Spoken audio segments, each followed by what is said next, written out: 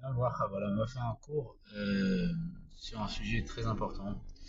C'est sur le sujet de l'épidémie qu'il y a eu sur les élèves de Rabbi Akiva. Il y a une très très très belle sikha du Rabbi, un très beau discours qui explique ce cas de figure. Parce qu'il y a une vraie incompréhension. Parce que les élèves de Rabbi Akiva, leur maître, a dévoilé une notion en Torah qui s'appelle Vafta l'eracha kamocha, aime ton prochain comme toi-même, et il a expliqué que c'était une généralité dans la Torah, c'est-à-dire que ça se retrouve dans toute la Torah, dans chaque sujet de la Torah, il y a ce sujet qui est un sujet général, d'aimer son prochain comme soi-même. Et il a marqué que les élèves de Rabbi Akiva ne sont pas respectés les uns les autres, et ce qui a engendré une épidémie. Et ça tué les 24 000 élèves, excepté 5, qui qualitativement équivalaient aux 24 000, d'accord, dont Rabbi Shimon bar Yochai et Rabbi Meir, etc., et d'autres très grandes tzadikim. Et la question elle se pose, comment c'est possible qu'ils se respectent pas les uns les autres, alors que tout l'enseignement de leur maître, c'est de trouver dans toute la Torah la généralité d'aimer son prochain comme soi. Le Rabbi va clarifier. Le Rabbi va dire, c'est pas qu'ils s'aimaient pas, c'est quoi le fait de ne pas se respecter? C'est pas qu'ils s'aimaient pas les uns les autres, au contraire, c'est qu'ils s'aimaient trop les uns les autres, c'est-à-dire que chacun a une perception, une compréhension différente en fonction de son parcours de vie, son intellect, ses émotions. Chacun, quand on va voir une situation, on va prendre un texte, on va le percevoir, on va le comprendre différemment. Parce qu'il n'y a pas, on a tous des visages différents, on est tous différents, en fonction de notre éducation, etc., et notre vécu. Et ce qui se passe, c'est que ces élèves-là, ils aimaient tellement leurs collègues et compagnons d'études, qu'ils voulaient que leurs compagnons d'études comprennent comme eux ils comprennent. Et donc, dans cette façon de voir, si je veux que toi tu comprennes comme moi, bah, j'efface le fait que toi tu comprennes différemment. Et donc, c'est en vérité, il n'y a plus besoin de toi, c'est ça l'idée.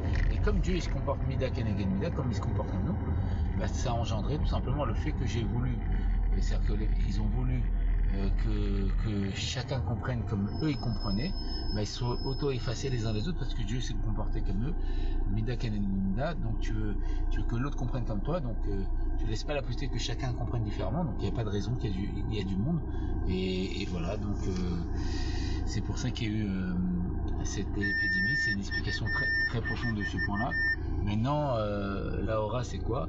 L'enseignement, c'est de savoir que chacun, on comprend différemment. Il faut respecter la vision des autres, la vie des autres. Et comme un exemple simple, aujourd'hui, quand on va dans un magasin pour acheter des choses ou dans un restaurant, il n'y a pas qu'un seul plat parce que moi c'est le plat que je trouve le plus bon, ou il n'y a pas qu'un seul produit parce que moi c'est mon produit préféré. Il y a une richesse de produits, il y a une richesse la richesse c'est justement la variété, comme les fleurs, il y en a énormément, les animaux marins, les minéraux, et c'est la beauté, c'est cette richesse, cette variété, que chaque élément, bah, il y a des personnes qui trouvent plus beau tel élément, et d'autres, il y a le choix pour tout le monde. Et chacun a ses goûts et ses couleurs, et dessus on ne discute pas. Et voilà, c'est ça la beauté, c'est cette richesse de variété qui plaît à tout à chacun. Voilà.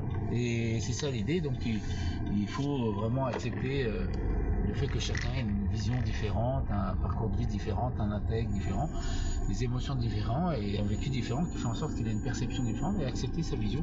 Et comme il y a marqué dans la Gemara, et Arizal ramènera, quand il y a des marquettes, des divergences d'opinion, bah, les deux, c'est les paroles du Dieu vivant. Et comme on sait qu'il y avait deux écoles, Beth Shammai et Beth Hillel, et eux, ils ont reçu des mêmes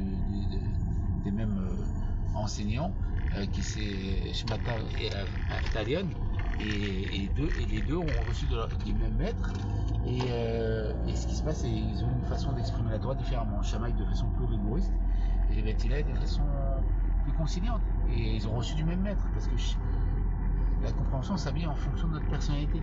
Et ça, il faut le respecter. Voilà. Parce qu'il y a besoin de tout. Il faut se respecter les uns des autres et apprendre à respecter la vie de l'autre. Et voilà, savoir qu'il y a plusieurs visions. Il n'y a pas une seule vision.